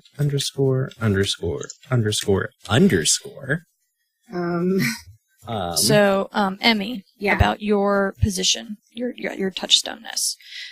You might feel like, as we're playing, that your character doesn't, have a lot of mechanical effect on the world, because touchstones, they tell you what the people, the populace is feeling. Like, everything that you feel is a reflection of everything that the populace feels. Right.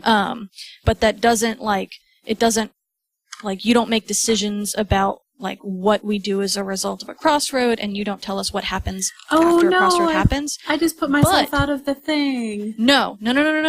But you have a very powerful thing in that your character, your role is all about crisis. And basically your role is telling us how the populace is reacting to the decisions that we're making.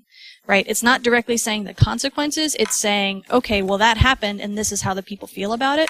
And so essentially, you can grab this bull by the horns and just throw it off a cliff by just checking crisis boxes, and then all of a sudden the kingdom is in flames. Yeah. So, so basically, mechanically, how the game works is we have our quote unquote index cards with our stuff on them. I have a ridiculous at this point Photoshop file that I'm working on. I'm gonna take a picture of this and send it to you guys here in a second. I'm also gonna post the roles in the chat so that we can see them, because they can change too. Yeah. Yes. And I'm gonna forget what mine does if I can't constantly see it. So are we gonna the finish other this things out real quick. liking Wyatt? I don't Are know. you gonna make us like Wyatt? Time will tell.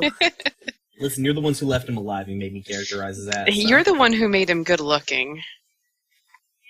Genetics made him good looking. No, your imagination made him good looking, Brian. I don't. Those first two things are not locations. What? The thing Brian just posted. Oh.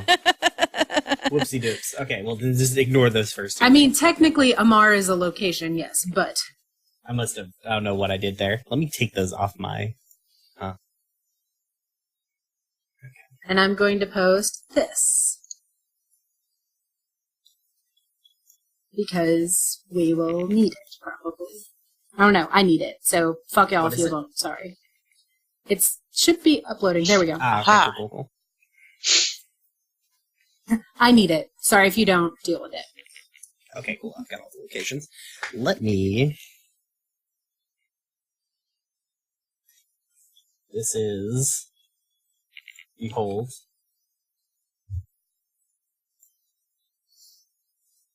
My ridiculous Photoshop file.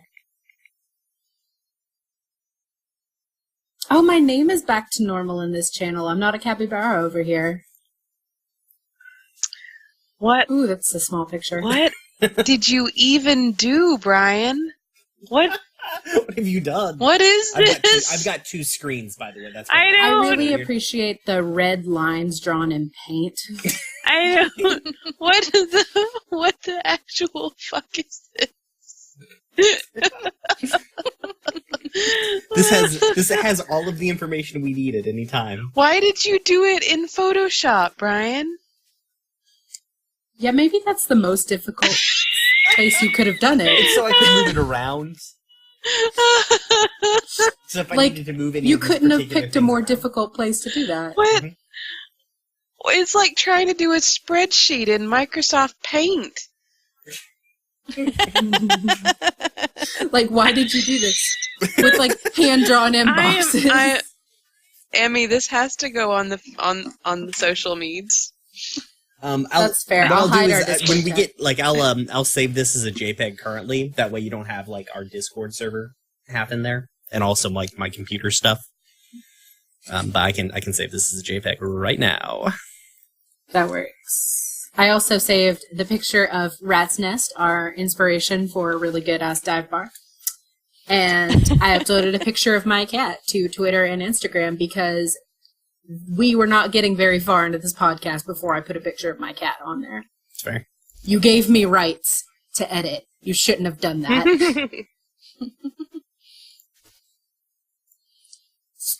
Okay. Okay. So, listeners, enjoy my cat. She's lovely. She gives high fives. Okay. And plays So fetch. the way I was explaining so basically the way the game works is that okay, so we're past the yes, I know what the index card should look like. Jesus. Okay. Oh, you've even got the lines like weirdly behind the text. This is awful. Join us as we It's put awful. Brian completely on blast for his office skills. He deserves it. Yes. I did this in Photoshop. I thought, you know what? Of the hundreds of programs I have on my computer for doing things, Photoshop is the best one. I should have done them all. Like, I have this program that does, like, idea webs. I should have just done it as one ridiculous idea web. Were you high at the time? Well, It was an hour ago. the time is current, so... It was literally an hour ago. Okay. So, I believe we'll need to... So let's go ahead and we'll need to set a crossroads. So the overview of play. Yeah.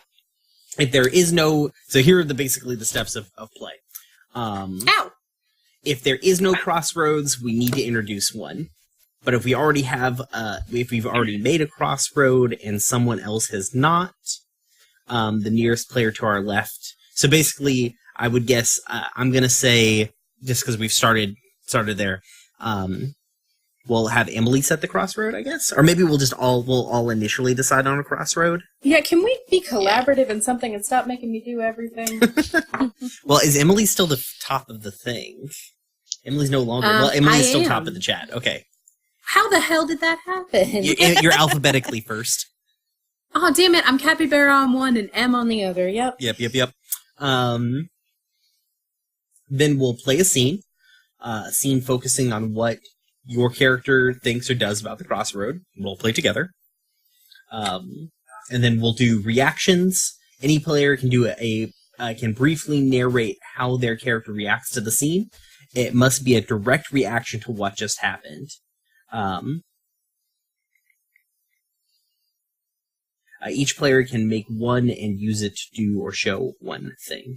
Except for, obviously, the player who probably set up the scene. They don't need to react to the thing they just did. Can perspective and power use their powers during a reaction? I can't remember. I don't know, but it seems like they would be able to. Where else would they? Because if they in the next scene we're dealing, they can do it in scene. Yeah, if they weren't in the scene, they need to make a reaction. That's a thing. Yeah. But the next scene is about a whole different thing, so it wouldn't make sense for them to make a prediction or an order. Yeah. About something that previously happened. So I'm just gonna say yeah. Yeah, that's right. Okay. Anyone in a scene or a reaction can use their role to influence. Okay, yep, derp. It's in the next sentence. To influence the crossroad. Perspectives make predictions. Touchstones shows what the people of the kingdom feel. Power decides what the kingdom does. If your role does not fit you anymore, you can change it. Characters can also challenge to stop something another character did or established, or they can overthrow to take away another character's role. But you cannot kick a character out of the game. So, like, if we tried to, say, overthrow Love, Love is not out of the game. They just switch roles. Yeah. You can't overthrow Love. Love is eternal. I mean, they are immortal, yes. Love is eternal. Kind of like the sky filled with stars. As the planets swirl above, you know? A little bit. I heard that somewhere once. So scenes, advance a card. After your scene, pick which card you want to move closer to completion. Checking Crossroad box is the default, but if you can check Crisis, if you think the kingdom is in trouble, or Time passes to draw out the crossroad and move closer to a break in the action. Resolve cards that are full. If you check the last box on a card, stop and resolve it before the next player takes their turn. If more than one card is full, resolve each one of the one in this order: Crossroads, Crisis, then Time passes. After we do that, then it's the next player's turn. We move clockwise or to the left, or we'll just go down the roads and whatever. That's the whole game. Keep repeating until your kingdom becomes a paradise on Earth, collapses in flames, or everyone goes home.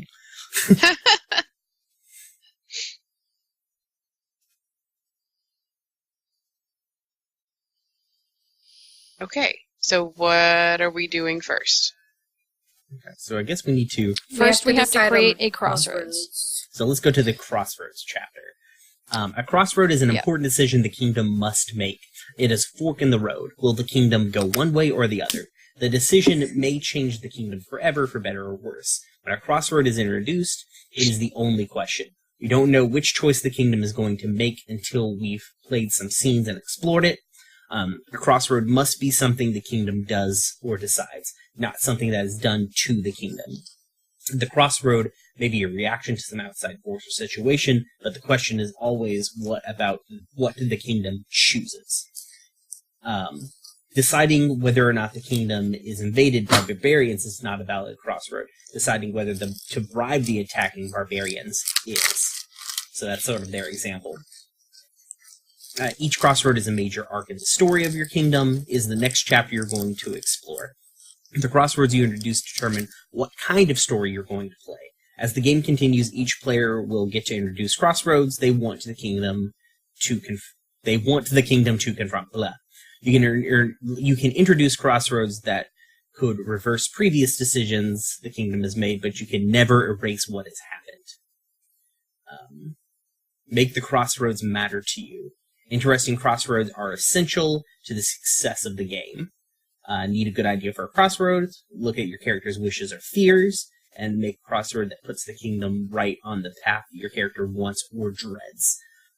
Play to see what they'll do to make it happen or to stop it.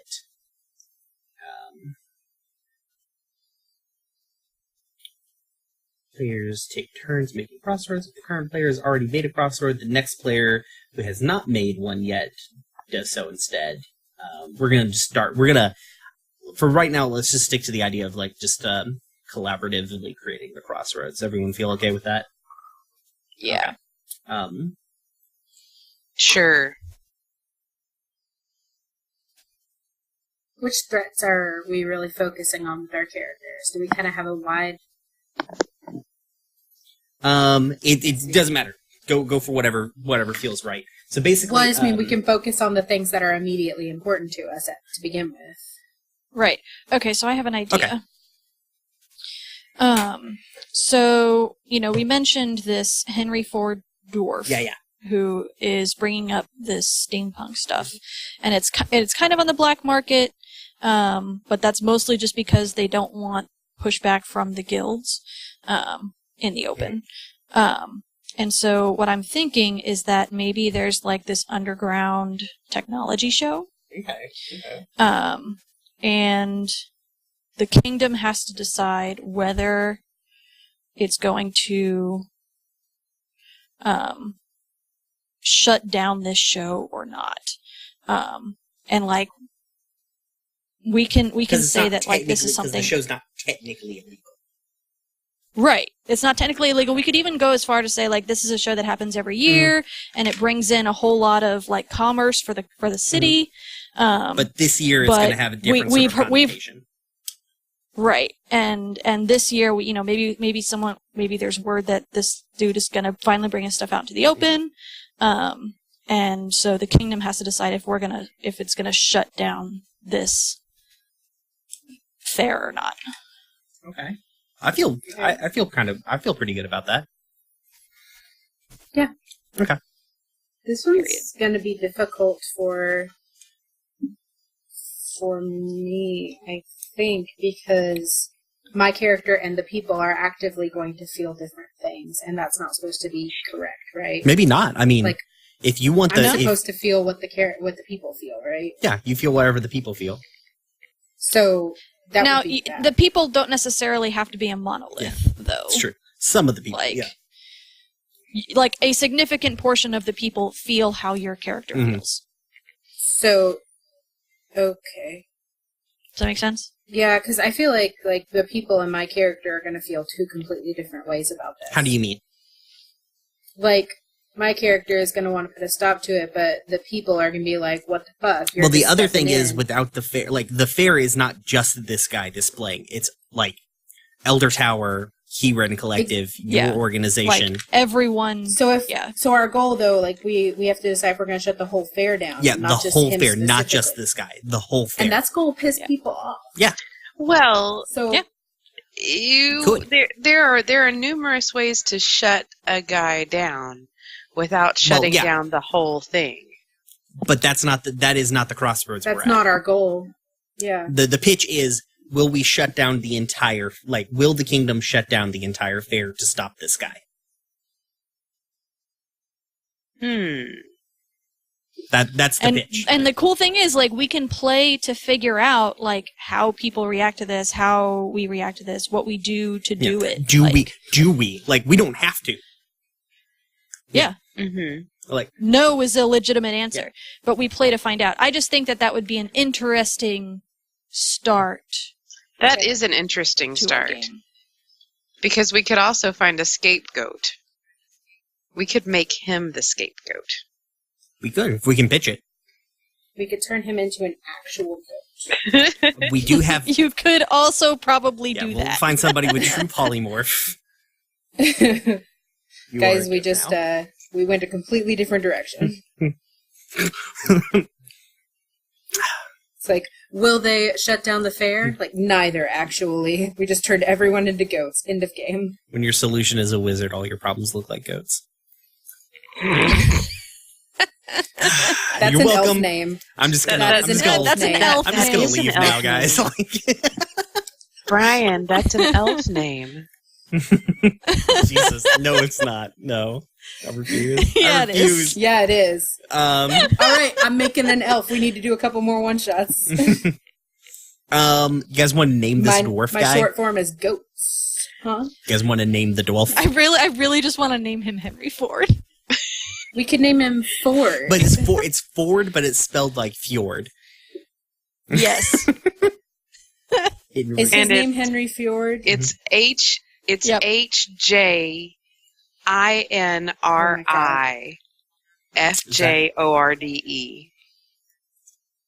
What?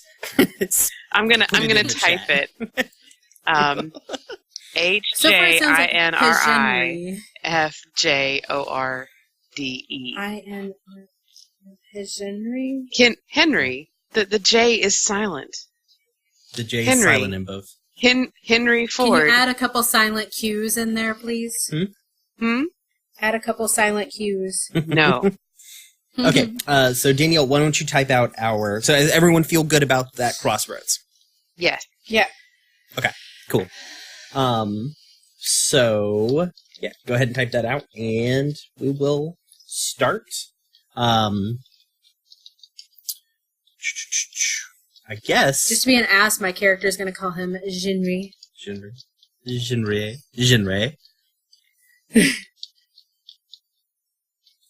You're from Fantasy Frames. Perfect. Okay. anyone got a good feeling about an establishing scene? Are we going in any specific order? Whoever starts, the next person will be whoever's next down on the list in Discord. Gotcha. I'll start because I came up with the crossroads, I guess. Okay. So yeah, go ahead and kick Okay. this off. So I would like to have a scene. Where are the? At the sensual forest waterfall that exists solely in the mind's eye spot in Social Hub. With love is eternal like the sky filled with stars as the planet swirl above. Okay. Cool. Would anyone else like to be in the scene? Good. No, let's go. Like, can we can theoretically, yeah, we'll just We have can reactions. react It's to whatever. it, Go so for we it. know what happens regardless of if we're in the scene or Yes, not, definitely. right? Yeah. Yeah. Okay. And so Mildred comes into the spa. I would presume that she comes to the spa on a semi-regular basis, like to get her weekly hair done or whatever, bi-weekly. And so she comes in, and, you know, talks with the receptionist for a bit, goes and sits with her usual, hairstylist. And then, like, I imagine you're around, like, not puttering, but the very wealthy to do equivalent of puttering. You know, going around and visiting the different clientele. And I kind of, like, just subtly try to catch your eye to get you to come over. Okay. It will not take. It won't happen right away. Even if Love, which I'm gonna go ahead and use their shortened name just for ease of use. Wow. Oh God! And also, I don't know if I can remember. Okay. Love is eternal like the sky filled with stars as the planets swirl above. Knows that you're there, but is not going to acknowledge you right away. And in fact, what winds up happening is that they go ahead and adjourn to their private suite, and your stylist is going to whisper in your ear that you should go up there when you're done. Okay. What a bitch. Okay. So I, you know, enjoy my hair appointment because, I mean, if you're going to get your hair done at a real ridiculously expensive place, you might as well enjoy the experience, right? And then I'm going to go over up to your quarters and it's not my quarters. Quietly. It's not my house. Not your quarters. Your office. No. I don't work from here. I have a private styling spa suite. Okay. Then I will go to the private styling spa suite and knock quietly on the door and wait to be kind of ushered in. You wait a couple of beats until you hear them say, "Enter." Of course. And you come in, and they have literally like the cucumber slices over their eyes, and someone has just finished massaging their feet, and they gesture you towards a chair. Okay. I'm going to sit down, take the proffered seat, and I'm going to kind of collect myself for a moment because, like, there's a thing, and I'm going to be like, so it has come to my office's attention that a certain dwarf is planning on exhibiting his newest invention at the Innovation Fair. Mildred, how wonderful it is to hear your voice once again.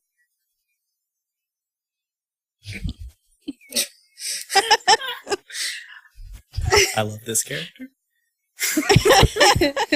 And just how did what is his name?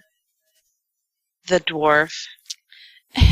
Henry Ford. Genevieve.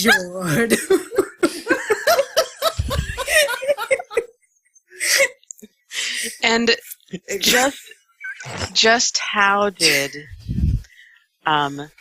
Shorty Ford get permission to exhibit at the fair? Whose watch was that?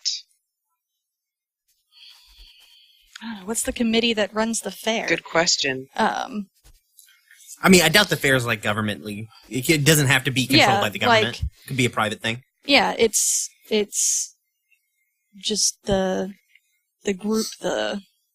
Okay, we need to address who puts this fair on. Right. Yep. Yeah, the Luume Association for I'm not good at acronyms, guys. Were you trying to? What were you trying to make? So it far, spell? we have LA. The Luume Association for Technology Ecosystems, and it's late. The Luume Association for Technology Enrichment. Yes. Yeah. Damn, that was good. Yeah. Good job, Brian. Don't we have contacts or, I don't know, absolute control over that committee? We do not. It has never been a problem prior to now. Definitely a failing of short-sighted mortals. Present company excluded, of course, Mildred. I'm going to roll my eyes because she can't see. They can't see me because they have cucumbers over their eyes. So I'm definitely going to roll my eyes. So I assume that you have come to me wanting me to do something about it. Mildred, if you could explain it to me like I'm... Well, explain it to me. Why it's such a bad thing for him to exhibit anyway. It's obviously inferior technology.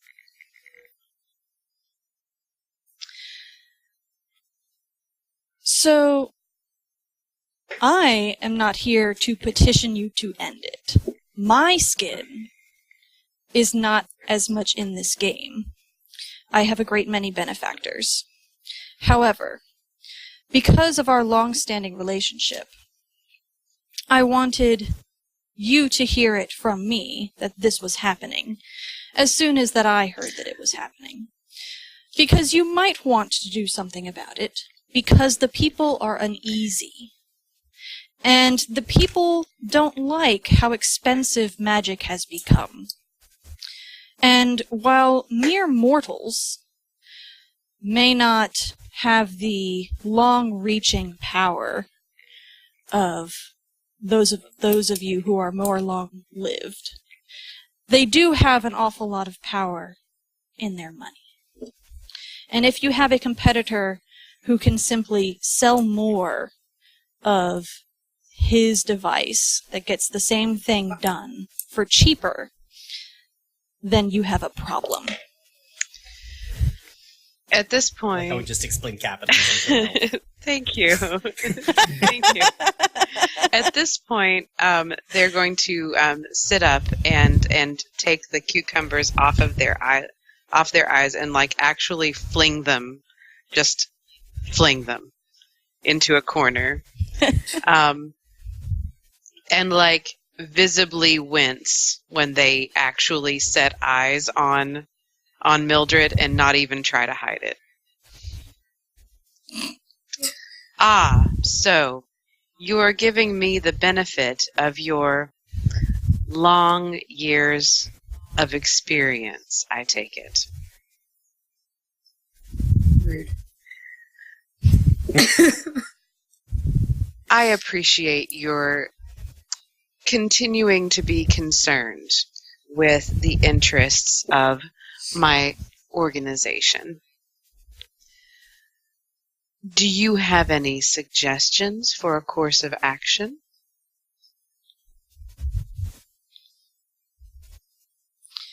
Well, while it would not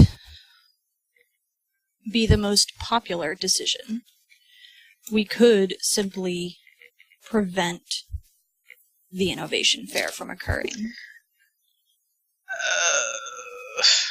That does not seem like it would be an ideal situation. So many have prepared for so long. Also, It's only been a year since the last fair. so long in the relatively short lives of mortals. Apparently. Do we get to kill people in this game? Just asking for a friend. We do not. Sorry. Hey, Danielle. You might want to put Yeah. your mic back just a little, or readjust your mic because you're breathing into it. Oh, I'm sorry. I do not think that it would be a good idea to make that decision unless we have exhausted all other avenues of, shall we say, judicious intervention. Point of order. Yes. Are you making an order as a power? Yes. Okay. So current standing order, we will not shut down the fair unless we have no other options. Well, I don't. We wanna kind of do it as Okay. an if then. Okay. That makes it easier. If we put forward a different option, then we will not shut down the fair. Yes. Does that sentence that makes sense? Well, the order would be something like, if we do not shut down the fair, we will find some other way of dealing with this dwarf. Does that make sense? Sure. I would prefer not to cause so. It would be seen by some as too much reaction. Perhaps would give him too much credit if we shut down the fair because of this one fjord dwarf. Let's pursue other avenues. Perhaps he and his technology could meet with a little accident. There are many ways to deal with the technology of dwarves.